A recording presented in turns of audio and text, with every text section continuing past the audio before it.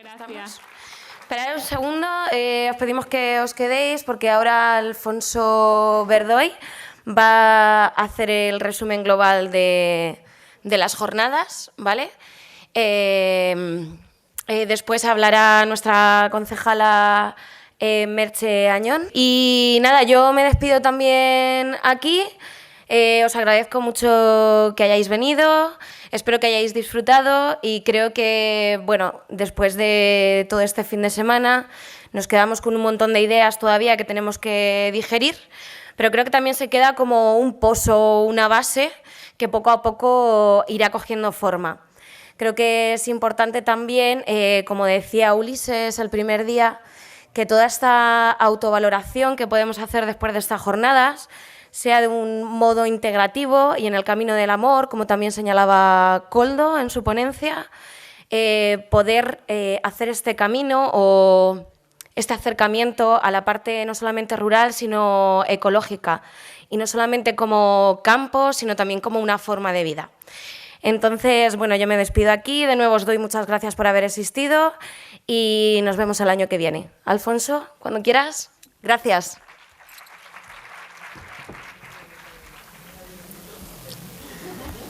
Bien, buenos días. Voy a tratar de ser breve y de resumir esas ideas tan importantes que se han dicho aquí estos días y que hemos tenido la suerte de escuchar.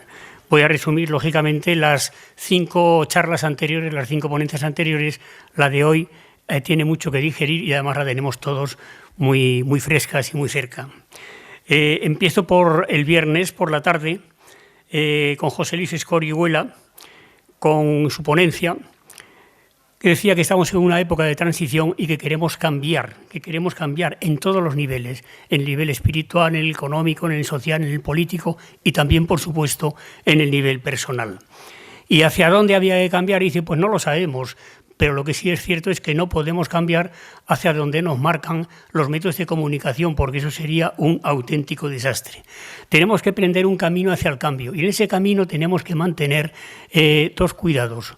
Uno sería el cuidado de las personas y el otro sería el cuidado de las tierras. ¿En qué consiste el cuidado de las personas? En hacer que se sientan bien, no materialmente, no darles bienes materiales, sino hacer que se sientan bien, a gusto, tranquilos en la vida. Y el cuidado de la tierra es conservarla y regenerar lo que se haya hecho mal. En ese camino hacia el cambio vamos pasando por muchos estados de conciencia distintos y no siguen un orden lineal, sino que se pasa de un estado a otro cuando comprobamos que lo que estamos haciendo ahora no nos sirve y hay como un salto hacia otro estado de conciencia. Lo cierto es que el hombre en el sistema capitalista, el individuo, se ha hecho un individuo fuerte, más bien egoísta, luchador, capaz de querer conseguir sus objetivos por sí solo y no se da cuenta de que ayudado por los demás en una vida comunitaria y solidaria le sería mucho más fácil. Es un hombre, como he dicho, luchador, que puede trabajar en equipo si no se le ponen dificultades porque no es capaz o no somos capaces de entender al otro, de ponernos en su posición. Entonces, de esa manera no podemos lograr una sociedad comunitaria, no podemos cambiar. ¿Cuáles serían o cómo cambiar? Él propuso 4 reglas fundamentales. Primero, preguntarse continuamente ¿quién soy yo? ¿Quién soy yo? ¿Qué es lo que estoy haciendo aquí? ¿Me comporto como yo debiera comportarme o de otra manera? ¿Cómo me relaciono? Es decir, ¿me manifiesto con las demás personas como a mí me gustaría o de otra manera? ¿Cuál es mi organización y cuál es mi creencia? Tenemos que tener en cuenta que estamos condicionados por nuestra cultura y que utilizamos patrones que quizá no son los nuestros y esos son los que tendríamos que buscar. Los niveles de conciencia a los que él aludió les daba el nombre de yo en mí, que es similar al que se podría tener en una sociedad feudal, donde la persona se acostumbra a repetir costumbres, tradiciones, a obedecer, a tratar a la gente con cortesía, a creer en la centralización del poder y a creer en la jerarquía. Eso ocupa, decía José Luis, el 30% de las personas, según estudios sociológicos. El otro estado de conciencia es el yo en ello. La persona ya no tiene la cortesía, sino que es capaz de discutir, de razonar, de enfrentarse. Y aquí estarían como el 40% de las personas. Y finalmente estaría el yo en ti, que es ese grupo de personas que tiene la capacidad de entender al otro, de ponerse en su lugar y de relacionarse bien con ellas. Esto no dijo la cantidad de personas que hay en la sociedad, pero yo he deducido por el resto que son como el 25%. Pero estos 3 estados de conciencia, decía José Luis, no son suficientes. ¿Por qué? Porque el yo no es lo importante de la conciencia. Lo importante de la conciencia es caer en la cuenta de que somos una totalidad. ¿Quiénes están en camino hacia ese estado de conciencia? Daba estos datos él, el 5%. Y entonces, ¿qué pasa con nuestra conciencia? Pues que vivimos como de manera automática, sin ser conscientes realmente de lo que nos pasa. Solamente en los imprevistos recuperamos la conciencia de verdad. Y entonces, ¿qué es lo que podemos hacer? Pues hay que ampliar este estado de conciencia nuestro. ¿Y cómo ampliarlo? Pues indudablemente pone el caso de la meditación. Y así tendríamos patrones aprendidos nuestros, porque cuando utilizamos los patrones de los demás, es cuando tenemos el cansancio. ¿Por qué la gente está cansada? Porque utiliza unas formas de conducta que no son las suyas. Si las hiciéramos las nuestras, no estaríamos cansados. Y entonces para eso hay que preguntarnos muchas veces quién soy yo, cómo me relaciono, qué creencias y cómo me organizo. Y, por supuesto, además de la meditación, el propulso de la atención plena, el mindfulness, y también tener una mirada apreciativa, es decir, apreciar lo que hacen bien las personas y apreciar lo que hago yo bien, porque si no lo aprecio estoy perdiendo energía continuamente. Y luego recuperar la visión holista, la visión de que la realidad es un todo. Y para eso no basta el pensamiento racional. Para eso es necesario el pensamiento afectivo, decía José Luis, que es el que nos conecta con el amor. El sábado por la mañana, Koldo empezó diciendo que iniciamos una realidad nueva, convencidos de que tiene que ser en comunión con la tierra a la que tenemos que amar porque es nuestra madre, pero la tenemos que amar con un compromiso, no solamente amar de palabras, sino con un compromiso de tratar de comportarnos bien con ella. Volvemos a la tierra, ¿por qué? Porque la tierra es la que nos ha dado todo, nos da todo, la naturaleza nos da todo, incluso dice nos da la unión, porque las religiones nos han dado la división, la tierra es la que nos une, en esa no discutimos ninguno. La tierra da todo sin recibir nada, da a los buenos y a los malos, da el sol, el agua, el viento, el oxígeno a todos. Entonces tenemos que ser tan generosos como ellos. La tierra además tiene un ritmo, va de la vida a la muerte y de la muerte a la vida, y eso nos puede ayudar a creer que no vamos a morir, que de la muerte vamos a ir de nuevo a la vida. Enseña que todo en la realidad responde al esquema de causa y efecto. Sembramos algo y sale un fruto. De ese fruto sacamos la semilla y volvemos a sembrar. Todo es causa y efecto. Y entonces también hay que rechazar el materialismo histórico, lo puso como un inserto allí, porque dice no solamente somos materia, somos espíritu, pero revestidos de un cuerpo para que podamos evolucionar y perfeccionarnos. Hoy en día, decía Koldo, se habla de la sostenibilidad. ¿Qué es sostenibilidad? Pues es cooperar con los demás y compartir con los demás. Eso es lo que tendremos, nos hará tener algo sostenible. La naturaleza tiene sus propias leyes, la ley de la analogía, todo es más o menos semejante, la ley de la vibración, todo está en movimiento, la ley del género, realmente todo procede de 2 células, masculina y femenina, nutre a todas nuestras capacidades físicas, pero también a todas nuestras emociones, también nutre a nuestra alma. Y entonces tenemos que comprometernos con ella y respetar el reino vegetal y el reino animal. El reino animal procurando la vida de los animales y el reino vegetal prohibiendo los químicos, volviendo a las pequeñas huertas, las cooperativas agrícolas, etc. Necesitamos para todo esto de tener momentos fugaces, es decir, momentos en los que de soledad y de silencio en las que recuperemos y reflexionemos sobre nuestra relación con la tierra y con la naturaleza. Y que además de querer cambiar, él decía, ponía una palabra metafórica, las pancartas no son suficientes, las protestas no son suficientes. ¿Por qué? Porque los otros también tienen alma y tienen sus razones. Entonces, si nosotros nos acercamos a ellos, decía, con compasión, puede que lleguemos a entendernos. En cualquier caso, dijo que estábamos empezando una nueva época, que para él era un signo de optimismo, y que esa época nos exigía a todos coherencia, responsabilidad y también atención plena a todo lo que nos está pasando y a todo lo que nos sucede en esta tierra. A continuación, a las 12, estuvo Gustavo Dutch. El título era Ruralismo o barbarie, y él desde el principio dijo yo estoy por el ruralismo, por volver al ruralismo y huir de la ciudad, aunque él vivía en Barcelona, pero había nacido en un pueblo de Cataluña. Dijo que en la vida hay solamente dos lenguajes universales que entendemos todos. El lenguaje del silencio, se lo entendemos todos, cuando estás hablando con una persona y hay un silencio, captas algo allí, lo captas, y la poesía. Entonces, como ejemplo, nos invitó a todos que hiciéramos unas poesías sobre la marcha de lo que estábamos recibiendo y que al final nosotros, la gente las expondría. Hubo mucha gente que expuso muchas poesías y muchas fueron muy interesantes y muy profundas, ¿no? Fue algo muy rico y muy enriquecedor. Habló de que en ese ruralismo, en esa vida rural, el campesinado en España solamente es el 4%. En los años 60 era algo así como el 14%, ahora es el 4%.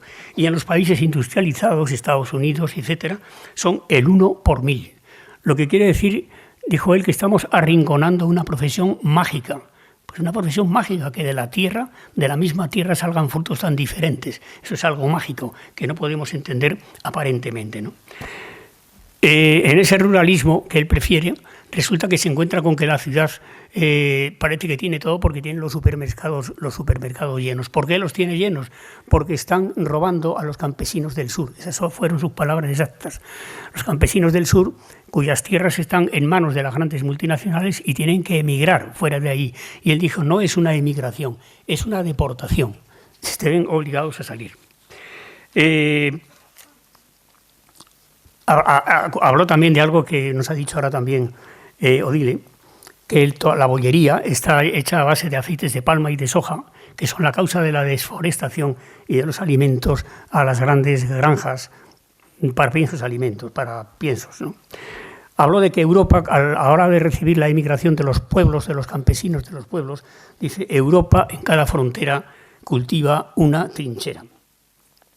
Y entonces no sabemos acoger la pobreza y no sabemos tampoco detener el cambio climático. El cambio climático lo producen ya no solamente el coche y tal, las grandes industrias, sino también la industria agroalimentaria. El 30% de los gases del cambio climático están provocados por la industria agroalimentaria. Ese cambio climático está haciendo que desaparezcan los insectos. Habló de a quién le había picado una abeja, quién había visto una libélula, quién había visto una luciérnaga, y prácticamente era una persona o dos. Entonces dijo, es que están desapareciendo y si desaparecen los insectos, la pirámide de la naturaleza se va a caer por su propio peso. Luego habló de ese ruralismo que hoy en día hay un intento de traer a la gente de la ciudad a los pueblos. Dice, la España vaciada, ¿cómo quieren llenarla?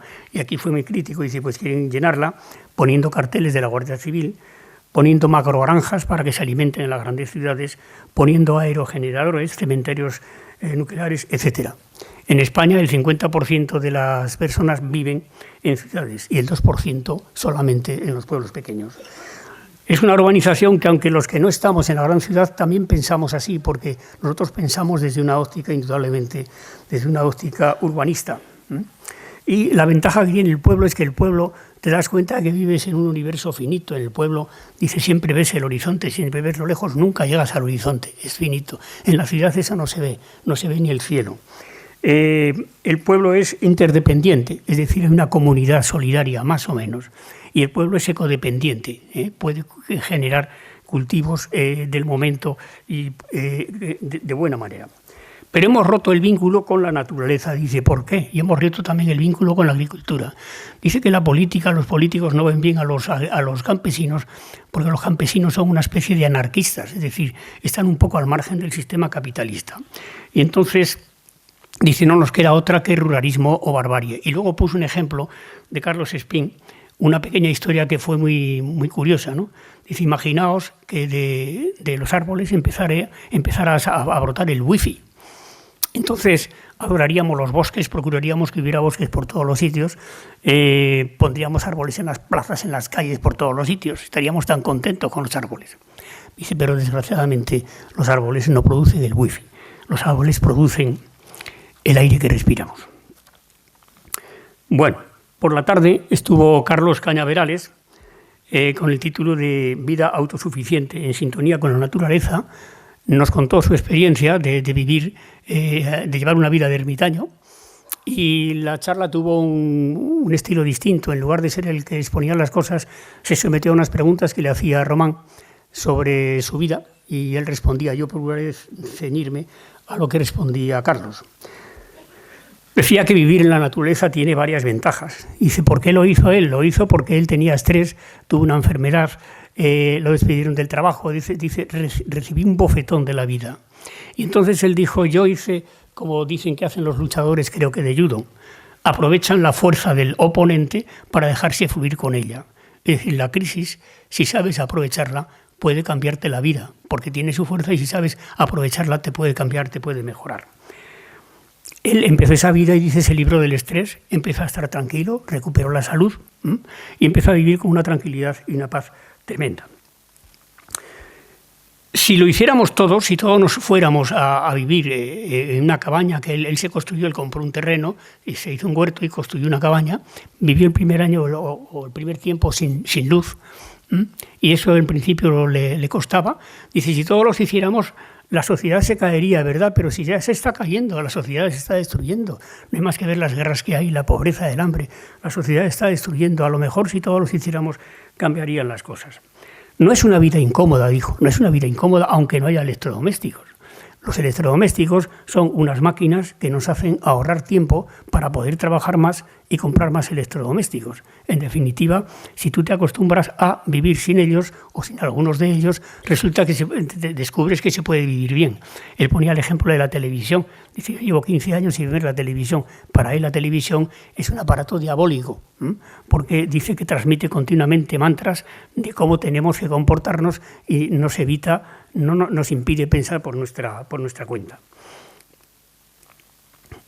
Además, esa vida que es incómoda, dice que le digan a un alpinista que va a subir el Everest que es incómodo. Si lo hace a gusto, si va a gusto, es que yo lo he hecho a gusto, para mí no es incómodo, por eso mismo.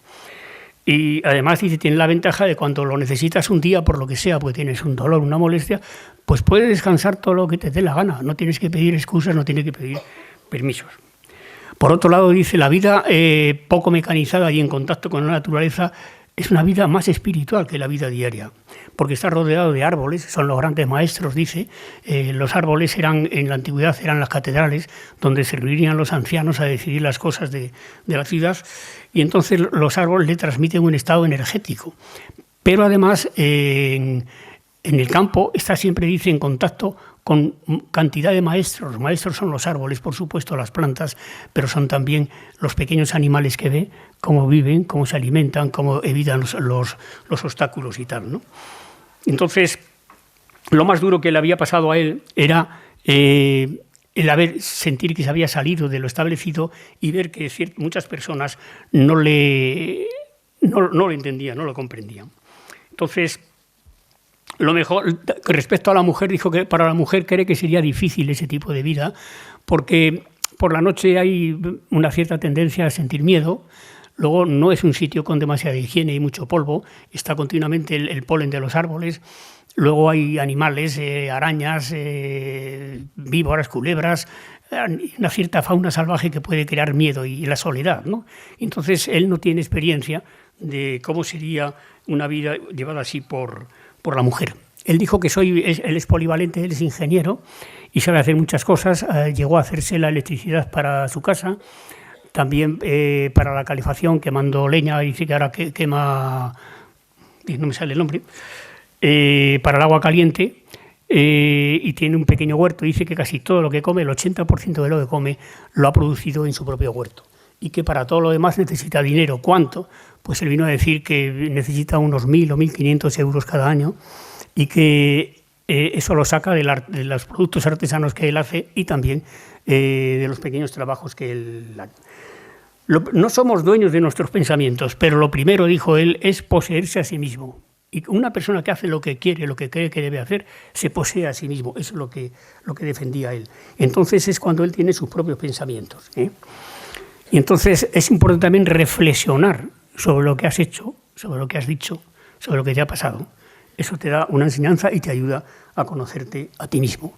Y luego dijo que vivir en la naturaleza es muy rico y que alejarse de la naturaleza es también alejarse de sí mismo.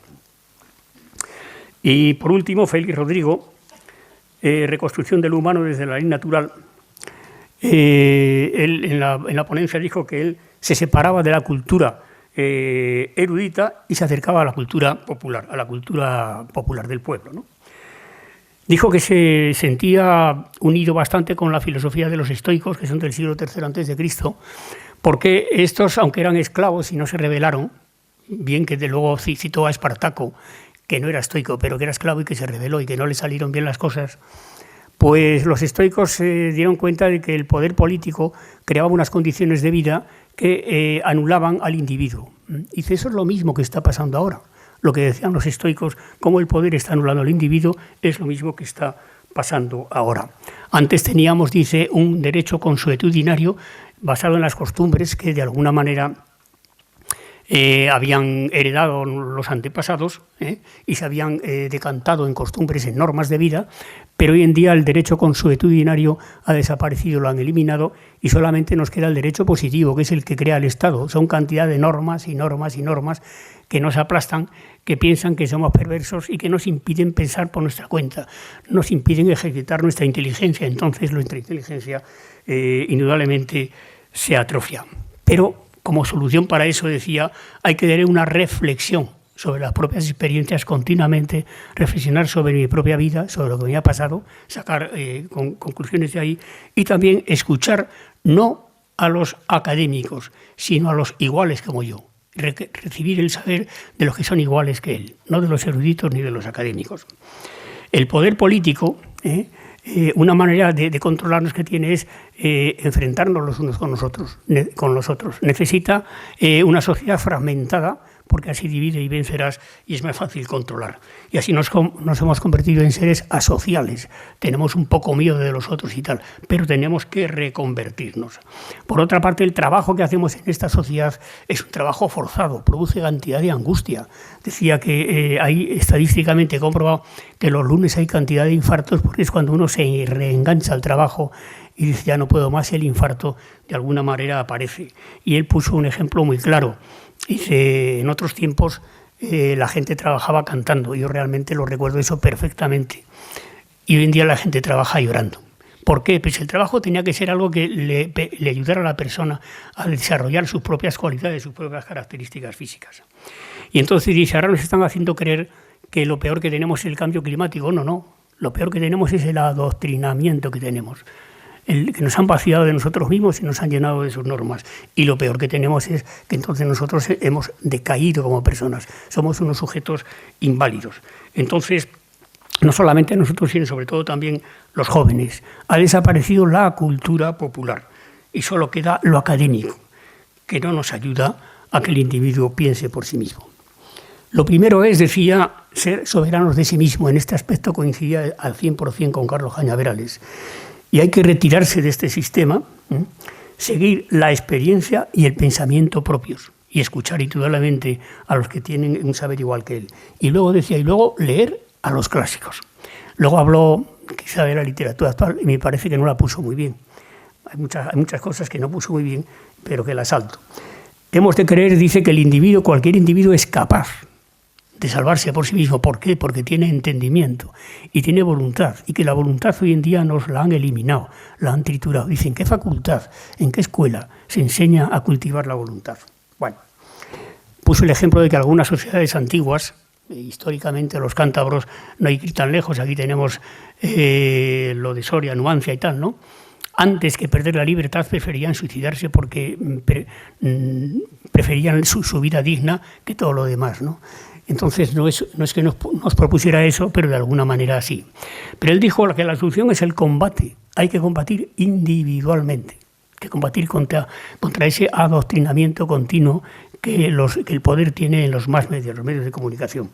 Y entonces, además de ese combate individual, que es lo único que nos va a salvar, él hizo una serie de propuestas finales, las enumeró un poco deprisa y eran pensar en solitario, reflexionar.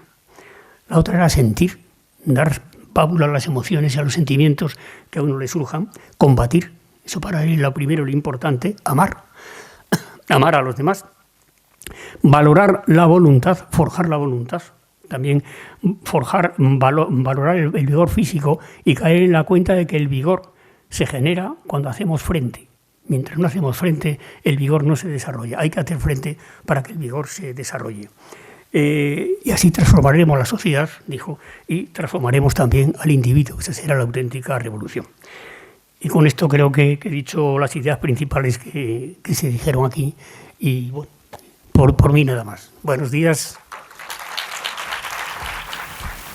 Bueno, pues buenos días. No os preocupéis que voy a ser muy breve porque ya sé que estáis esperando a ver el concierto. Por mi parte, nada más, quiero agradecer a Alfonso Verdoy este resumen que nos acaba de hacer de estas sextas jornadas.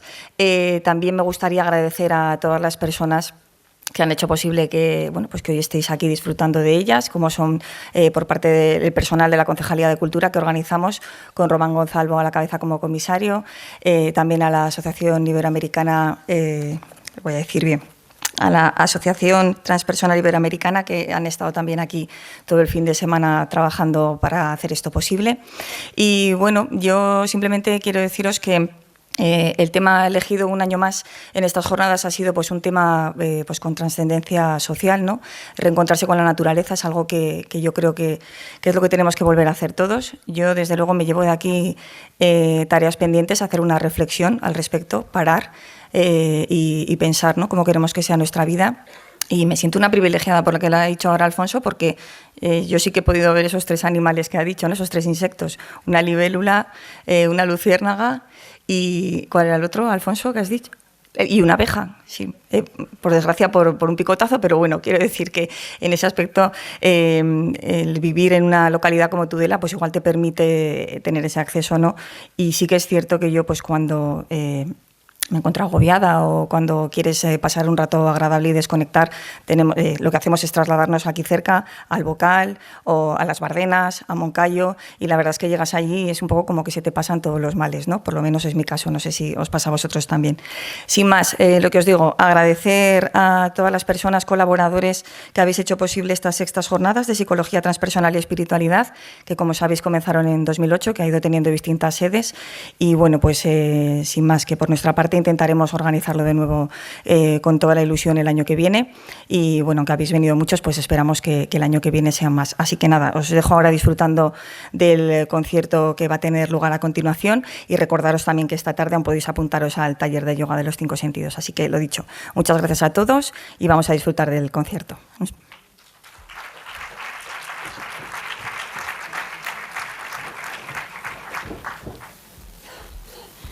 Buenas, pues aún voy a decir yo una cosita muy breve también para dar paso a Alfredo.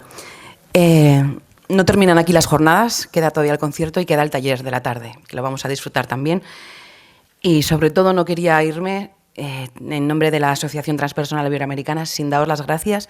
Estas jornadas se organizan para cada uno de vosotros y para nosotros es muy importante que estéis a gusto, que las disfrutéis y que sepáis que estamos abiertos a cualquier tipo de sugerencia, de crítica, poder ser constructiva, y que nos gustaría también ese feedback, ¿no?, para que entre todos pues consigamos al final mejorar esto cada día. El año que viene lo intentaremos hacer mejor, que sabemos que se puede.